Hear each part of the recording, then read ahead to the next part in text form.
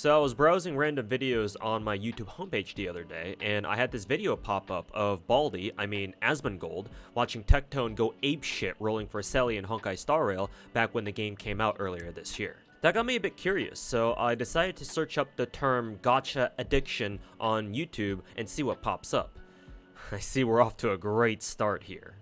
But as I sort of expected, everything that comes up mainly has to do with things like how much money people have spent on gachas, or how gacha games are designed to wrangle money out of your ass. Stuff like the Asmon clip earlier, the classic Lakari clip of him screaming about how badly he wants to swipe, the Trash Taste Boys talking about how they've gone broke playing gacha games, and people showing off their Genshin Impact accounts and talking about how much of a gambling addiction they have, stuff like that. The closest video I've seen that deviates any amount from these two topics is actually Professor Lando's video called The Endless Cycle of Gacha Games, in which he actually goes into the basic psychology of why people play gachas to begin with, or more specifically, why players roll gacha. But in the end, it too focuses simply on the gacha part of gacha games. All this to say, goddamn, y'all don't have a fucking clue what an actual gacha addiction looks like.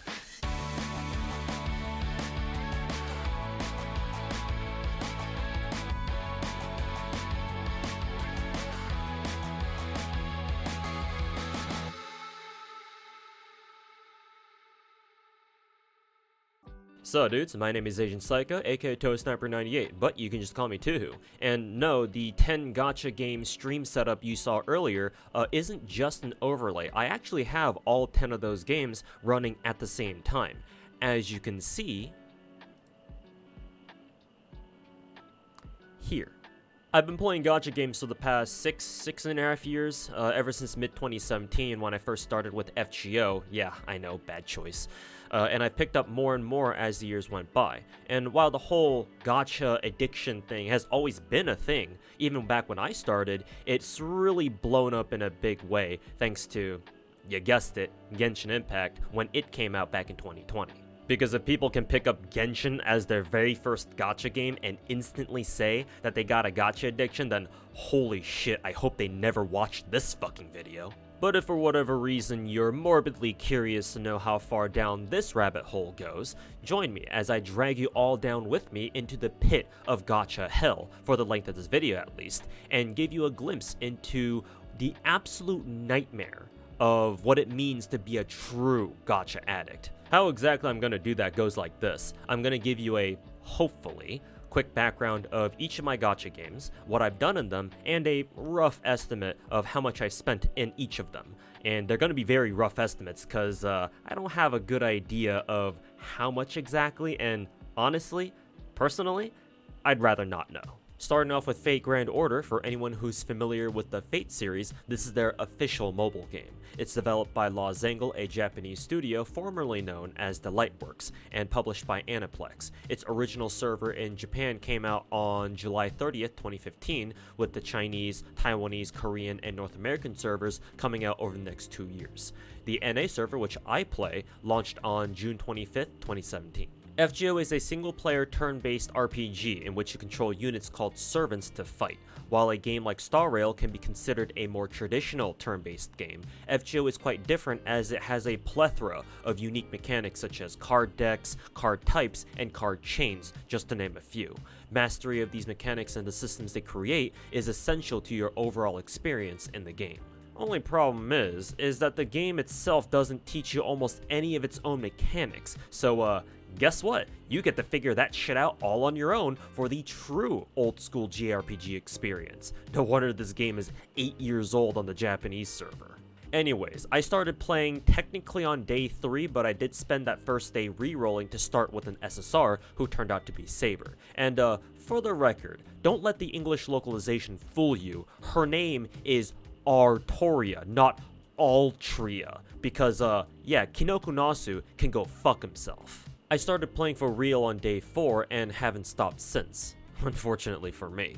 In that time, I've rolled for every single servant in the game, and not just for one copy. Many of you know that gacha games incentivize going for multiple copies of gacha characters, and FGO is no exception, where the normal max number of dupes is 5. Almost every servant on my account is maxed out, and I don't just mean their MP level, which is how many dupes I've gotten for them. I've made it a point to go for every servant, max level, max skill level, max bond level, and max MP levels. Mind you, this game has a 1% SSR or 5-star drop rate with a 0.8% rate up chance, and for the first 5.5 years or so, FGO actually did not have any pity system whatsoever. They finally added one somewhat recently, but it's the worst pity system I've ever seen at 30 multi-rolls and only activates once per banner, meaning that once you pull the rate of 5-star, your pity, at least on that specific banner, is gone. And yes, that applies even when you roll them before 30 multis. And the pity doesn't even carry over between banners. Holy shit, dude. All in all, this game's probably cost me anywhere from $25,000 to $35,000, though I wouldn't be surprised if it's more like $40K. But not all that money went into just the gacha. Remember that a lot of gacha games have stamina systems, where you can do quests or farm for materials when you have stamina, and when you run out, you gotta wait until your account recovers some more. But a lot of gachas let you restore stamina if you use premium currency, and that's exactly what I did for FGO, because this game, my god, is the grindiest gacha I play. It's not a stretch to say that I've burned more Saint Quartz, the premium currency for this game, on just farming than a lot of people have spent on the gacha itself. Keep this in mind for any other gacha in this video that I go over that also has a stamina system. My second gacha is Girls Frontline 1. You may have heard of Neural Cloud, which is a prequel, and it's a roguelike auto chess game, I think, or you might have heard of Girls Frontline 2, which is currently in development. This is the first game developed by a Chinese studio called Mika Team and published by Dark Winter Software or Sunborn Technology for the Chinese, English, and Japanese servers. And I'm a day one player on the English server, which launched on May 8th, 2018. Girls Frontline is a weird hybrid of both turn-based and real-time combat gameplay. You deploy echelons of android anime girls with guns called tactical dolls, or T-dolls for short. Essentially, this was Nikke before Nikke. You start out on turn-based gameplay where you have action points that determine how many moves you can make on your turn before enemies take their own turn to act. When you have a squad occupy the same tile as an enemy, the game transitions to real-time combat, where your T-dolls operate on a numpad-style 3x3 tile set to attack enemies. T-dolls are literally named after the guns they use, and as such, they're categorized based on what their gun type is. Assault rifles are the standard DPS class, submachine guns and shotguns are both tanks, with SMGs being evasion tanks who negate incoming damage by dodging them, and shotguns mitigating damage usually down to 1.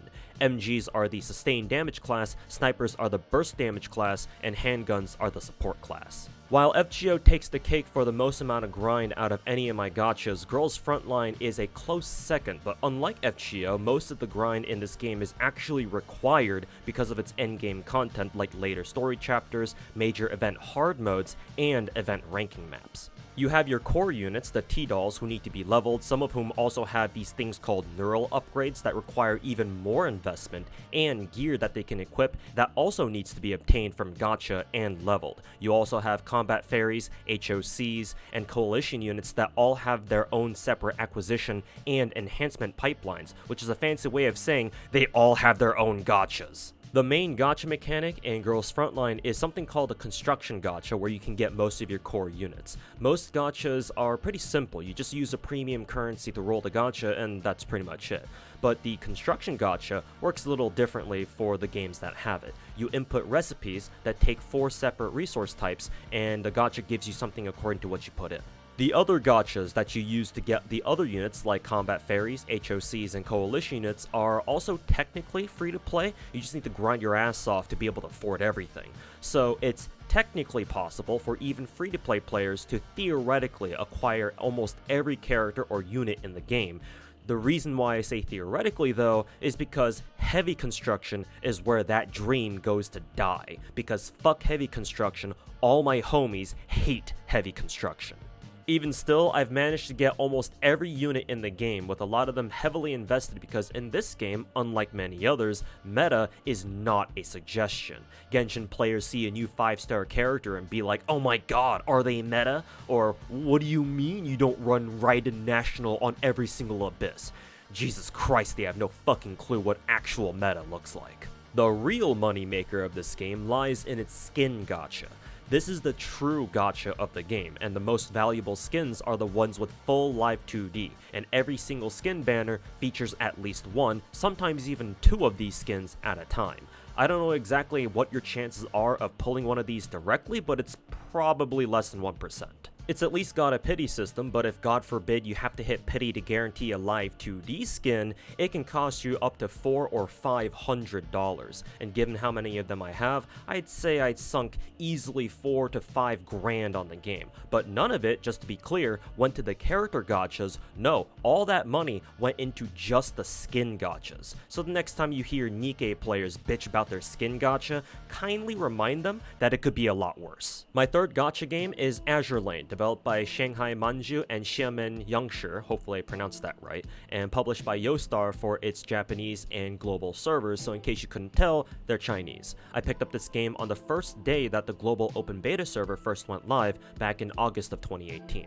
Azure Lane is a side-scrolling bullet hell shooter in which you control fleets of ship girls who are based off real-life warships, mainly from World War II, but it's very liberal with where it pulls inspiration for characters from, including some World War I ships, ships that technically never actually existed except as blueprints, and most recently even some famous sailing ships, like the ones back in the frickin' 14th or 15th centuries or whatever. And yes, this is the game where that one Kashino skin that Twitter imploded over comes from.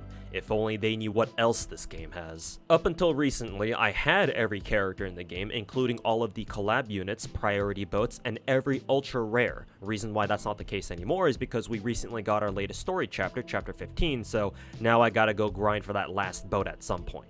Speaking of which, most characters are obtained through gacha, which in this game is a sort of hybrid between a regular gacha and a construction one like GFLs. It takes three different resources: cubes, which is the main gacha currency, coins, which are the standard in-game currency, and quick finishers that let you finish your pulls immediately, since the idea is that you're building new boats that you get from gacha.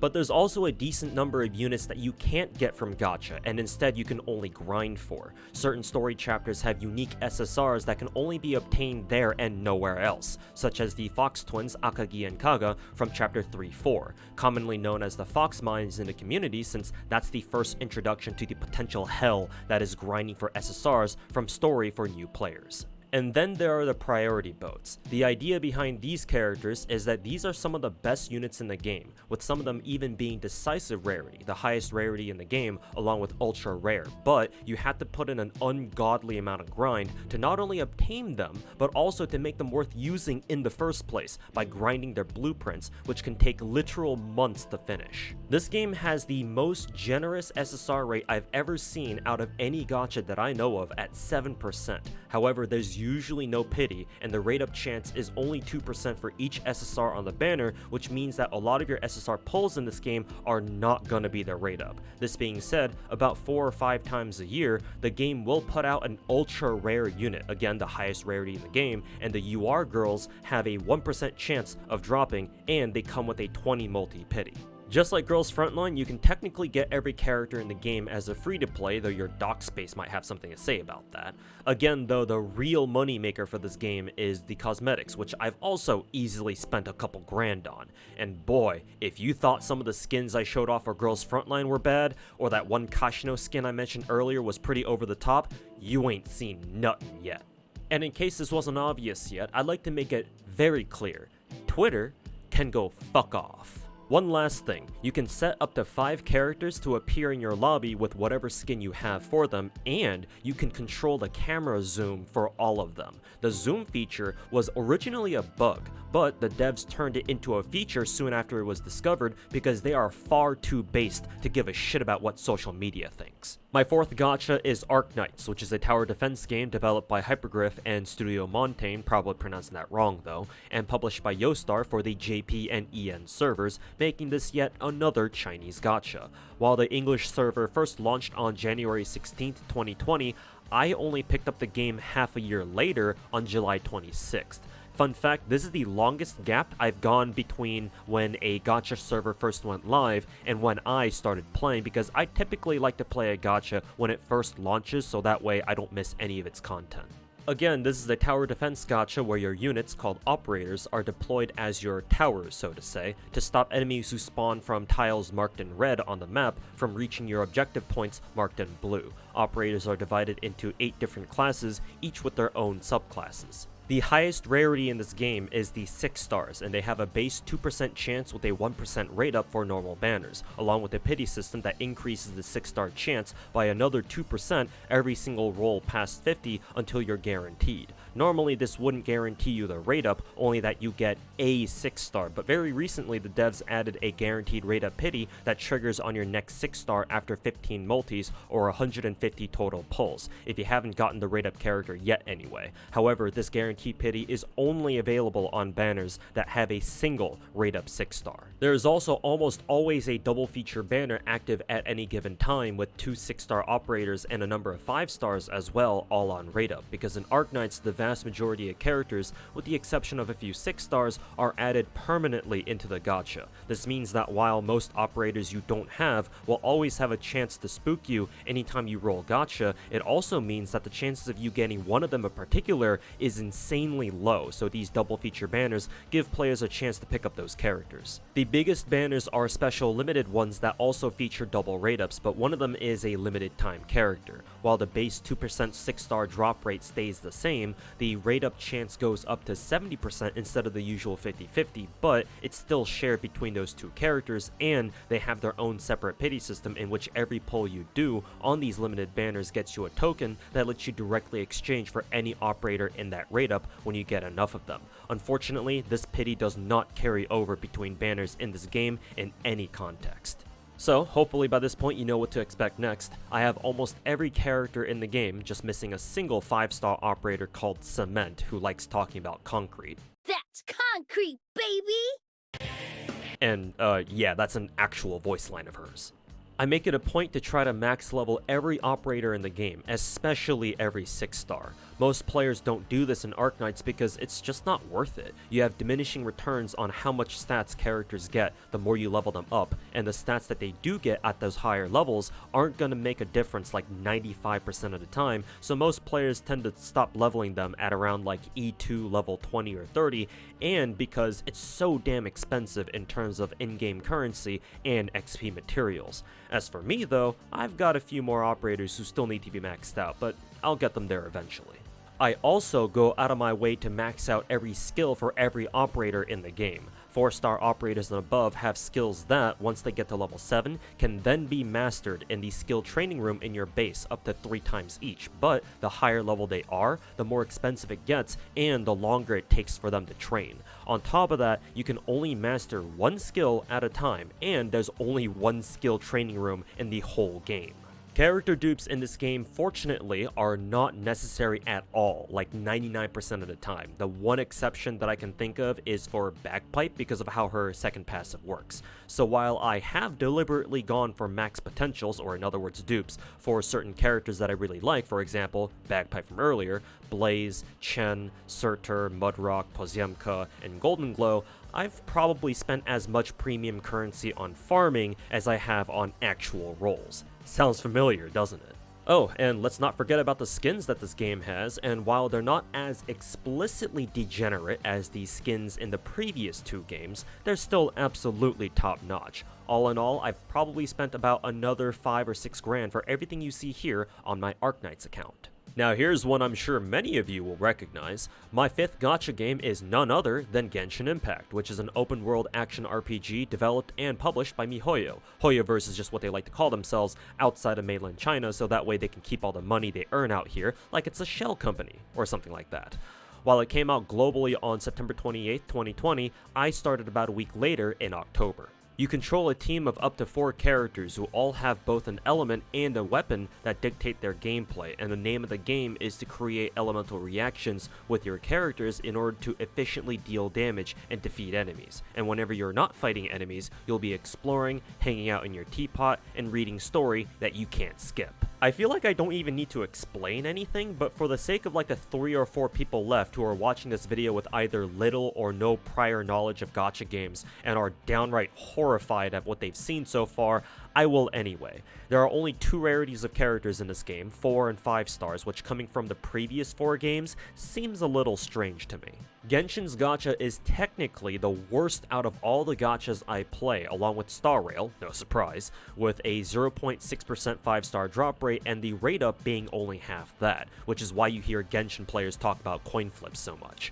To offset this awful gacha rate, it features both a soft pity that directly increases your 5-star pull chance to 30% as soon as you pass 75 pulls on the character banner, and hard pity at 90, where you're guaranteed a 5-star, though you're still not guaranteed the rate up character. If you don't get the rate up character the first time, your next 5-star character will be guaranteed. There's also a weapon gacha which is somehow even worse. The 5-star drop chance is the same at 0.6%, but both the soft and hard pities are 10 less at 65 and 80 respectively. The problem is that every weapon banner features 2 5-star weapons on rate up. Think of the limited banners in Ark Knights because the pull distribution works basically the same there. This weapon gacha was so bad that MiHoYo had to implement another pity called Epitomized Path that gives you a point every time you roll a weapon that you don't want, and if you get 2 of them, your next 5-star is guaranteed to be the one you want, meaning you'll have to get 3 whole 5-star weapons to guarantee yourself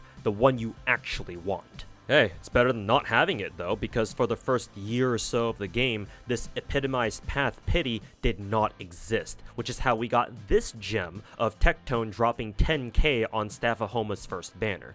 One of the biggest perks of the pity system in Genshin, however, is that your pity actually carries over between banners, so take it for what you will. So, of course I'd end up spending at least 15 grand on it because I have every character and every weapon in the game, and realistically, it's probably more like 20 grand. Oh, and the madness doesn't stop there. Every character on my Genshin account is max level, max friendship level, and max talent level, minus crowns because I reserve those for my favorites. Everyone also has their own personal weapon, which is usually their best in slot, and if it isn't, it's something close to it, and their own personal artifact sets.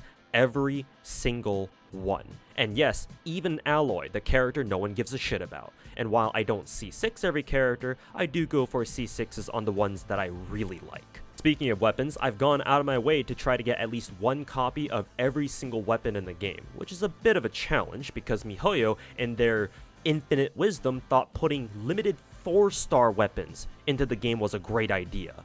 Either way, I've worked on getting everything to max level. This includes the Battle Pass weapons, the free-to-play craftables, and even the 3, 2, and 1-star weapons that I definitely didn't need to max out, but I did anyway. I mean, I still have more than 3,000 weapon crystals, so I might as well use them on something. And it's not just characters and weapons I grind out, I've also got most of the map in Genshin fully explored, with Mondstadt, Liyue, Inazuma, Enkanomiya, and Kazan completed, and working on finishing Sumeru and Fontaine.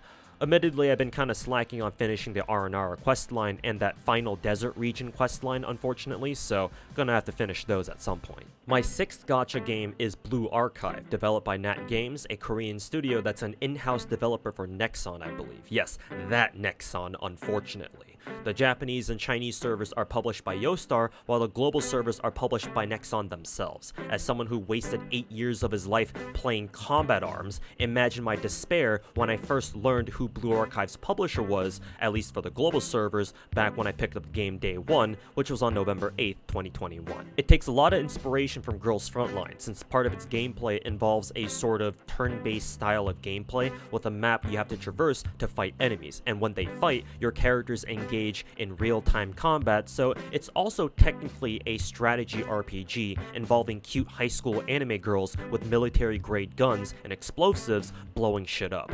Gee, I wonder what kind of jokes you can make with this one. You put together teams of 4 frontline students along with 2 backliners, and when they get into battle, your frontliners attack on their own, and the only thing you control are their EX skills. Don't let the simplicity fool you though, this game has some shit in the form of raids whose hardest difficulties could make some WoW raids look like one of Asmongold's daily hardcore classic react videos. The highest default rarity in this game is 3-star, and their rates are at 3%. However, just like Azure Lane, the actual rate up chance is absolute absolute dog shit at only 0.7%, meaning that, again, most of the 3 stars you do pull will not be who you wanted in the first place. The pity system is a specific kind that's often referred to as a spark system. It's the same as the limited banners in Ark Knights. Every time you do a pull, the game gives you a token that you can accumulate the more you do rolls, and if you gather enough of them without getting who you want, you can exchange for the character you want directly, though in Blue Archive you can only exchange for the 3-star on rate up. Luckily for this game though, this pity exists for all banners rather than just the limited ones, and the spark pity is 20 multis, but your pity does not carry over between banners. Unfortunately, I don't have all the characters in this game, but for about the first year of me playing this game, I actually did. I also can't get everyone to max level and max skills like I've been able to in other games, since grinding gear and materials in this game is monetarily painful, and keep in mind that 6 gacha games in, my budget's kinda strained at this point. Even still, I've managed to invest heavily into a lot of my units, since the challenge quests and the raids of this game basically require you to have a wide variety of geared out students in order to complete them. And again, don't get me started on how fucking bullshit the insane and torment difficulties for the raids are. Thankfully, you don't have to roll multiple copies of characters in this game, because this game has a character token system that you can use to limit break your characters and make them stronger, and you obtain these tokens either as in-game rewards or anytime you roll gacha, and I shit you not, they're literally called Eligma. And so thanks to the system, I've been able to keep my costs for this game down, but I've still ended up spending another 2 or 3 grand on the game. One thing that Blue Archive has done that I've never seen any other gacha game do is that last year, they lowered the prices of everything in their premium shop. So for example, the biggest pack of gems went from 80 bucks down to 65. I don't know why they did that. I think it might have had something to do with like exchange rates or something, but I'm not sure. And some of you might hear this and go, oh yeah, big fucking deal. You're still spending 65 bucks on a stupid gem pack though. And you're right, but for an idiot like me who was gonna spend money on them anyway, it's a nice gesture, especially when they could have easily just chosen to keep the prices the same. My 7th gacha game is Nik Goddess of Victory, developed by Shift Up, another Korean studio, and published by Level Infinite, which is the international branch of Tencent Games, a Chinese publisher. You may have heard of them. And surprise, surprise, I started playing on the first day it came out, which was on November 4th, 2022. The reputation of this game precedes it, I'm sure, so you may have seen gameplay of it at some point, but we'll go over it anyway for the uninitiated. It has quite the unique genre for a mobile game, an over-the-shoulder cover shooter RPG that's almost reminiscent of arcade shooters like Time Crisis. You control a squad of 5 characters called Nikes, basically superpowered android anime girls who fight big bad alien robots with the power of bullets and big fat titty and ass. You can normally control only one Nike at a time, while the rest fight on their own, but when your team achieves full burst, the game gives you control of where your entire team is aiming for the duration of that burst. Each Nike has a burst skill that's categorized as 1, 2, or 3, and to achieve a full burst, you must have at least one Nike from each burst class. Your team starts every fight with a set amount of cover as well, which they can use to block incoming damage by, taking cover, but once it's gone forever unless you have a Nike on your team who can reconstruct it, such as leader. The gacha for this game has a 4% rate up, which is pretty good, and the rate up is also another coin flip, so 50-50. It also has the same spark system as Blue Archive, where you get tokens for every pull you do that you can use to directly exchange for a rate up character after 20 multis. However, unlike Blue Archive, Nike allows you to hold onto these tokens as long as you want and they do not expire, which means you can keep them for a future banner and directly exchange for that rate up Nike instantly if you want. This pity mechanic is divided into 2 types though: gold tickets that you can only get from rolling the limited rate up banners, and silver tickets which you can only get from rolling the regular permanent gacha. And unlike the gold tickets that can get you a full copy of whoever the rate up character is at the time, you cannot do this with silver tickets. Instead, they only exchange for extra dupes of certain permanent Nikes that rotate in the shop every day, and you need to have already rolled that permanent character from gacha in order to use those dupes. Unlike most gacha games, Nike also features a completely free-to-play gacha called the Social Point Gacha, which I've accidentally called the Social Credit Gacha more than a few times when I first started playing.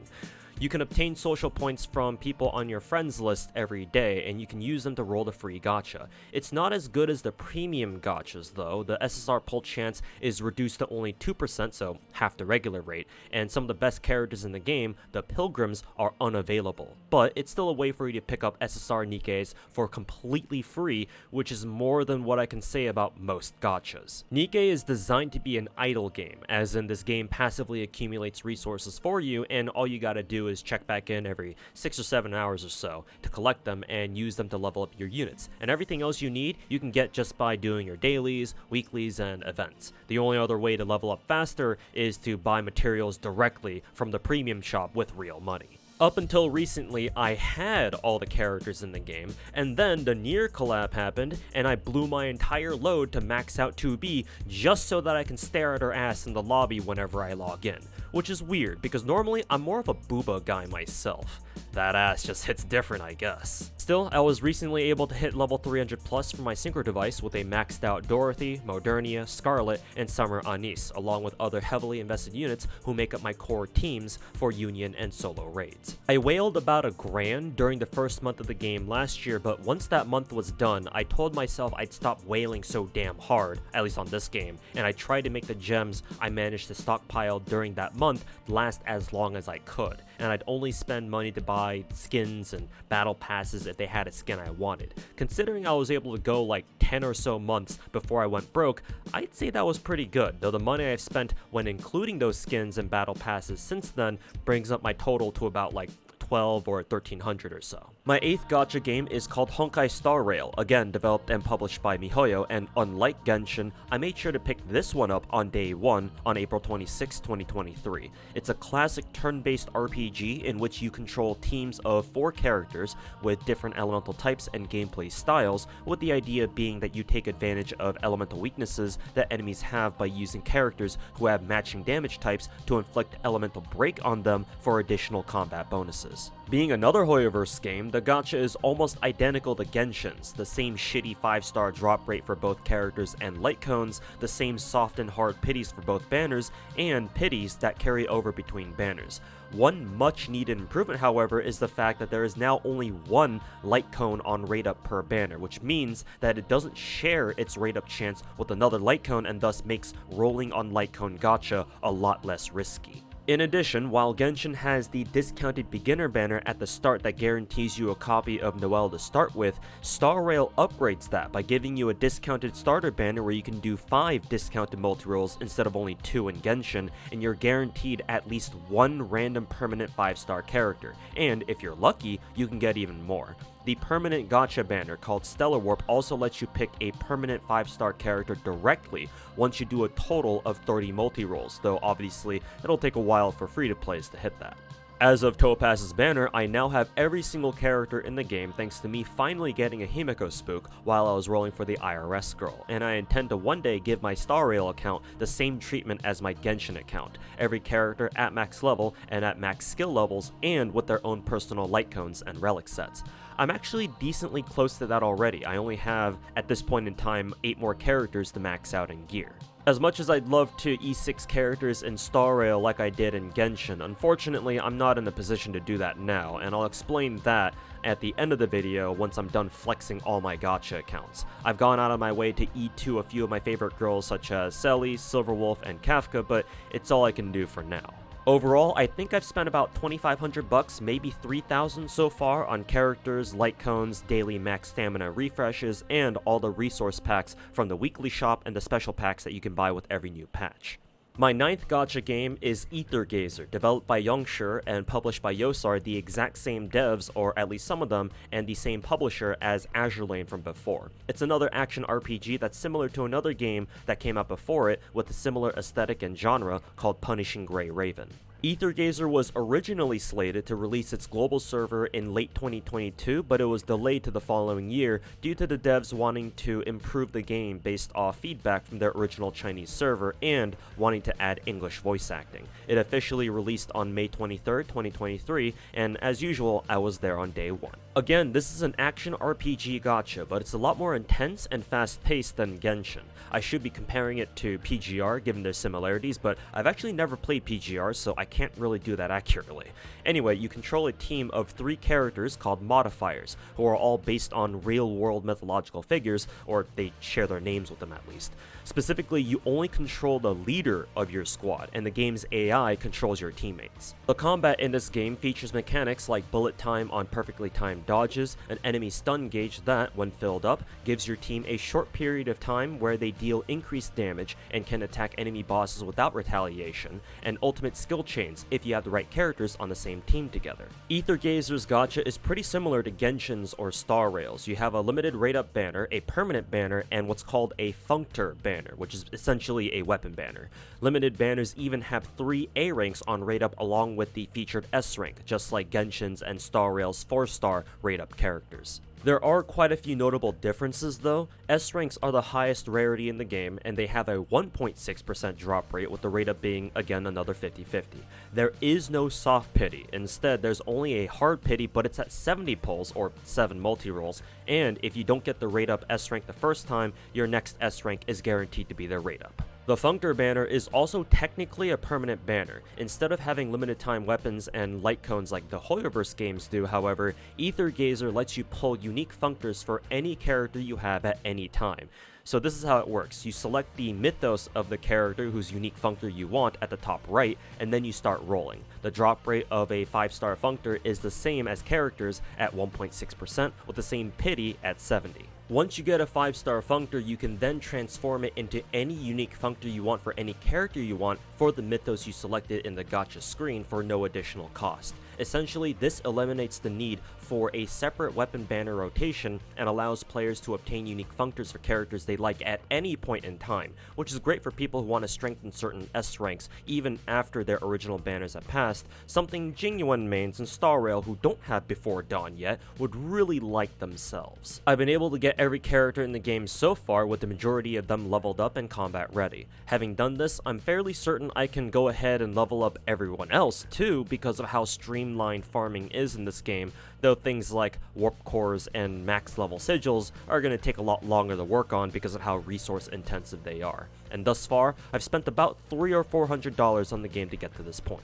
And finally, the 10th and final gacha game that I play for now is Snowbreak Containment Zone, developed and published by Amazing Season Games, which is yet again another Chinese studio. It came out with its global servers on July 20th, 2023, and again, I was there on day 1. Snowbreak is a third-person shooter gacha, and honestly, I'm surprised it took this long for anyone to come out with a shooter gacha game. And as much as I like Nik, I don't really consider that a proper shooter, and with my roots in FPS games, I had to try this game out, even though I would have preferred it if it were a first-person shooter instead. It does have some co-op modes so you can play with friends, though there's only PvE and no PvP, at least so far. You play a small squad of 3 operatives and control them one at a time, and you can switch to the others kinda like in Genshin. All operatives have a main skill and ultimate when you're controlling them directly, but they can also assist your current character with out-of-combat skills whenever you're not playing them yourself. But besides these, the game is a standard TPS through and through. Snowbreak's gacha is almost a carbon copy of the Hoyoverse games. You might have noticed something of a trend with these more recent gachas. A 0.70% drop rate for orange tier operatives, the highest rarity, with an 80 pity, coin flip rate up, and guaranteed rate up character if your first one was a spook. Unfortunately, there's no soft pity, but pity you accumulate on one limited banner does at least carry over to future banners. Same rules with the weapon gacha, just that its pity is a hard 60, there's only one orange weapon on rate up at a time, and its rate up is also a coin flip. I'm actually unsure if I want to grind Snowbreak to get every character and get them all maxed out and stuff like I've done for my other gachas, though I have already invested into a base roster that can cover all the content in the game so far. It's just that while I do enjoy Snowbreak enough to stick with it, mainly because of the fact that there's no other proper shooter gacha that I know of right now, I feel like the devs for this game could have done a lot more for it. Namely, the shaders in this game look pretty off and make everything in the game, the character models, models, the enemy models, and environments even look pretty plastic. But hey, now that we have a summer event going on at the start of fucking November for some reason, I certainly don't mind all the summer skins they put into the game. I don't know if you could tell from earlier, but I do appreciate my big titty anime pixels quite a bit. I've only spent like $200 or $300 so far. Actually, not even $300, more like $250 at most probably. I'll see if I eventually change my mind and commit to maxing everyone out like I usually do, because I do think it's possible for me. I'm just not motivated to do it as much for Snowbreak as I am for my other gachas, at least not right now. If you're still watching and your brain somehow hasn't melted inside your skull yet from witnessing the sheer autism that one man can possess from playing all these gacha games, first of all, congratulations for surviving. You still have 10 or 15 minutes left to go. Second of all, if you're wondering why I've sunk myself so horrendously deep into gacha games, I actually put out another video a few weeks earlier before this called Understanding Gacha Games, where I explain why people like myself play gacha games the way we do, so you can just go watch that video after this one if you like. And third of all, you may be wondering why I felt the need to make this video in particular anyway, other than to just flex how degenerate I am with my stupid anime waifu phone games. Believe it or not, there is actually a reason, so let me cook for a minute. Gacha games have always had this reputation of turning people into mindless gacha addicts, gambling addicts, who do nothing but smack their faces against their phone screens, wondering when the next time will come that they'll be able to experience the rush of rolling the gacha, even back when I first started. But when Genshin Impact came out and propelled the gacha genre into mainstream internet culture, naturally that reputation followed and it got amplified. This is how you get these videos of people playing Genshin and then immediately claiming that they have a gacha addiction now. This is how you get videos of people analyzing how, gacha games are designed to take your money like casinos do. How gacha addictions are super dangerous and you gotta watch out whenever you play gachas because of how addicting they are. And I'm here to tell you, they're absolutely right. But only for a few select people who play these games. As you might be able to tell, I'm one of them. The thing is, when I see these kinds of videos, right, whenever I see people claim that they have, a gacha addiction or that they're addicted to gacha, I don't see addiction. What I see are either content creators who waste money on gacha for the sake of content, or just people who are spending money on entertainment. Yes, gachas are predatory. Yes, it's absurd that most gacha games charge more money than AAA games do for a bunch of digital gems that don't even guarantee you a character from their gachas most of the time.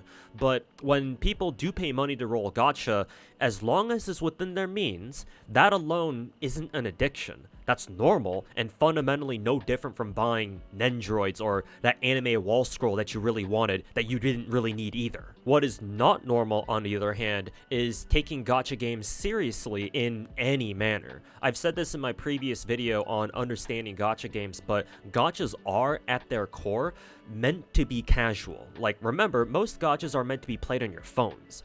What you've seen in my gacha accounts throughout this video is not the norm for any of those games individually, and even less so when you realize that they're all mine. Like, no normal person looks at 10 different gacha games and thinks to themselves, yeah, I'm gonna go play them all, every day, without fail. Basically, it's normal to spend money on gacha, again, as long as it's within your budget.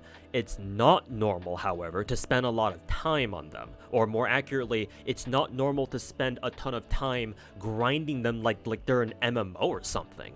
This isn't to say that there's anything necessarily wrong with playing gacha games either casually or hardcore. It's just that gacha developers don't expect their average player to have an account that looks something like this. Well, you might point out that, hey, there are some people out there like Tectone, for example, who say they've dropped some absurd amount of money, like in his case, 500 grand or something, on a single game like Genshin.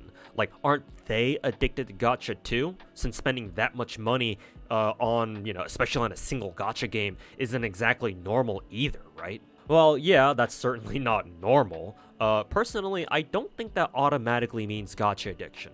I know that sounds crazy, like, bear with me here, like, bro, how do you dump $500,000 on a gacha and not be addicted? The reason why is pretty simple. I put a lot more emphasis on time than money. Because in the grand scheme of things, your time is infinitely more valuable than your money simply because while you can always get more money, you'll never be able to get more time. So, people like Tectone can blow as much dollar bills on gacha as they want, but, whaling doesn't really take very long. Like, buying packs or rolling new characters only takes a few clicks if you think about it.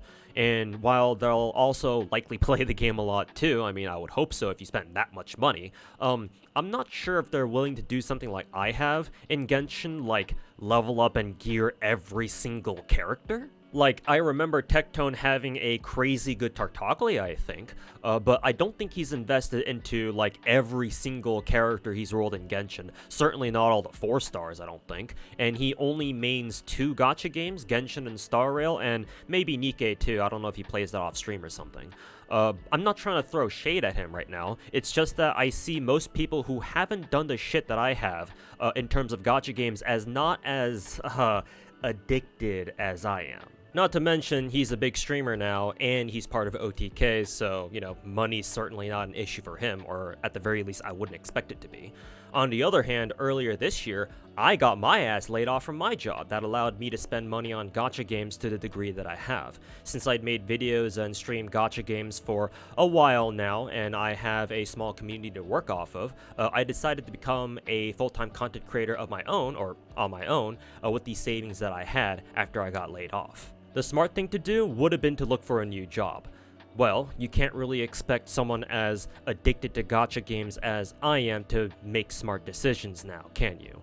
So as a result, 10 months later, my bank account currently looks something like this. And later this week, as of this recording, I'm about to start a new seasonal temp job because I don't want to get kicked out of my house for not paying mortgage. So whenever I see the Trash Taste Boys talk about how they're, quote, going broke playing gacha games, I just kind of chuckle to myself, Like, hey, so, how are those, sponsored Star Rail streams going, by the way? And for the record, this isn't just me going, these amateurs don't know what true gacha addiction looks like, I'll show them. Because I'm not the only one who's affected here, I don't think. Because of how easily people throw around this talk of gacha addiction and stuff like this, it's extremely easy for anyone who doesn't play gacha, basically anyone on the outside looking in, to think that, hey, everyone who spends money on gacha games, hell, not even just spend money, everyone who just plays gacha games, is automatically a gacha addict. It's like seeing somebody drop 20 gifted subs on a VTuber and then immediately calling them a simp, even though, the definition of a simp involves a little more than just spending money on them, but nope, don't care. They're a simp, gotta be a simp. They see a Genshin player who just picked up the game like last year or something and it's the only gacha game they play, and they instantly start screaming, gacha addict, wee-woo, wee-woo. And I think that's quite unfair to most people who play gachas, because again, most gacha players are casual. They don't take these kinds of games as seriously as some dipshit like me. For many people who spend money to roll for characters or whatever in gacha, it's not because they legit have a gambling addiction. No, they just see it as part of the experience. And if they think it's worth a couple Benjamins to roll for a character, for example, that they want, and they think it'll enrich their time playing the game and their experience overall, then they'll frickin' do it. And they certainly don't need, half the internet breathing down their necks about how you better call the National Gambling Addiction Hotline the moment your phone processes your next in-game purchase. The corollary to people thinking that, everyone who spends money on gacha is automatically a gacha addict is that it undersells gachas as actual games. Even if they're meant to be casual, at the end of the day, they're still games. And if you want to have a good gacha, there also better be a good game behind it too, or at least, decent enough to keep people playing. Now, I know what some of you are thinking. How can gacha games be good, right? How can they have good gameplay? Like, they're just phone games, right? Aren't they all the same, like Candy Crush and Pokemon Go and shit like that? Well, I don't know if you've been paying attention or not throughout the rest of this video so far, but yes, they are actual games, all with their own mechanics and things you should know if you do want to take them seriously for whatever reason. Going down the list here, FGO is a huge twist on the turn-based genre with a lot of mechanics that you won't find anywhere else, such as card types, critical stars, brave chains, and MP overcharge levels. Girls Frontline is basically an RTS with a few steps removed, and if for some reason you're curious to know what a ranking map in this game looks like, have fun figuring this shit out. While Azure Lane is mostly for autoplay and staring at big fat anime titties, you can play it manually, and for the last few story chapters, most people who get there need to, since you actually need to use in-game mechanics properly, like aimed battleship shots, carrier screen clears, proper sub call-ins, and better vanguard control to dodge shots and fight enemy subs better. Ark Knights is a different take on the tower defense genre where knowledge of character skills, capabilities, and roles combined with proper planning is imperative to completing the harder stages of the game. Genshin is the first successful open-world gacha that emphasizes exploration, storytelling, and visuals to create a very immersive experience, but its combat is also a lot deeper than it seems, with optimal gameplay involving things like good rotations, good timing on your dashes to iframe enemy attacks, team synergy, and a solid understanding of elemental reactions. Many of the maps in Blue Archive are essentially puzzles in which you have to figure out the proper pathing for your teams to take in order to finish them within a certain number of turns or other such challenges, and the event challenge quests and raids demand a strong understanding of character abilities and synergies, enemy mechanics and RNG, and solid execution on top of that. Nikke also features its own endgame raids that require solid teams, understanding of raid boss mechanics, and in the case of some bosses, actual good aim. Just don't get distracted by all the cake on screen. Star Rail also calls for a good understanding of game mechanics such as free action ults, elemental breaks, skill point management, team synergy, and enemy mechanics, assuming that you're not already autoing the entire game. Ethergazer needs good reactions, team building, and knowledge of character gameplay and boss mechanics, and Snowbreak, being a third-person shooter, obviously is played better with, good aim and more iframe dodging. Let me clarify again that because most gachas, if not all of them, are designed to be played on mobile, there is a limit on how mechanically deep or demanding they can be. So by no means am I trying to suggest that playing Star Rail is more skillful than playing professional StarCraft, for example. All I'm saying here is that gacha games are still proper games in their own right, and that they're equally worthy of being enjoyed like any other normal game out there, even if their core mechanic is basically a big fat microtransaction. On top of this, lots of people who don't play gacha have this impression that, because gacha games are mainly defined by their microtransactions, they're all automatically pay to win. That if you don't spend money, right, there's no way you'll be able to play these sorts of games, much less have any fun with them. And whenever people make videos on social media talking about gacha addiction or whatever the fuck, they get just that little bit more confirmation bias that this is actually the case. Now, to be fair, there are gacha games out there that are absolutely pay to win in some respects. Gachas that have ranked PvP modes, for example. I'm looking at you, Epic 7. But the better gachas won't have this issue, or at least they shouldn't, either because they're PvE only, and all their content can be cleared with, free-to-play characters and gear, or whatever you happen to get from the gacha, or the PvP they do have isn't really taken that seriously. And remember that there are lots of people out there who play gachas but don't spend any money on them, and we call them free to play for a reason, right? There are plenty of reasons why people choose not to spend any money on gacha, either because they don't have the money in the first place to spend on them, or they deliberately choose not to even when they could, and every other reason in between. The issue is, for the people who aren't gacha players, they're not going to be able to recognize that. They're not going to be able to make the distinction between someone who, just likes chilling on some Genshin because it's got cute characters and beating up enemies in the overworld with those characters feels satisfying, and someone like me who keeps up with 10 different gacha games at the same time, mainly because, a lot of you probably didn't think someone would even do that. It's the stereotype, or the potential for a stereotype here, that I'm a little concerned about. And with how easily influenced people's opinions are here on the internet, no way, they are? Especially about things that they don't already have a whole lot of knowledge about. This can drive a lot of people away from gacha games when they might have initially been interested in giving them a shot at least, which I think is kind of a shame.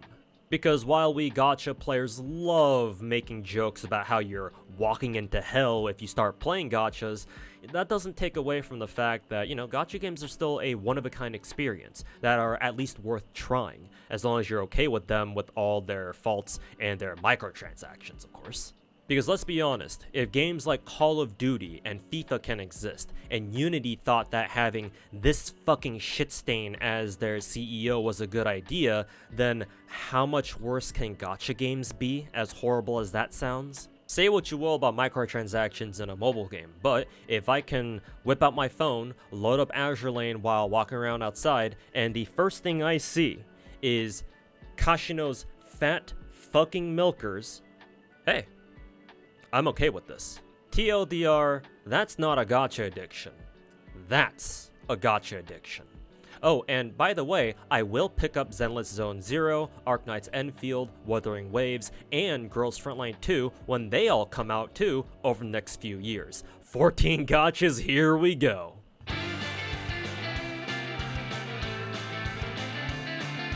I dual stream to both YouTube and Twitch, ToaSniper98, on both platforms, so feel free to stop by if you want to ask me in more detail about why on God's green earth I am the way that I am. I usually stream in the afternoon Pacific time if you want to catch me live. My other socials are on screen here, so feel free to follow or subscribe or do whatever you want with them.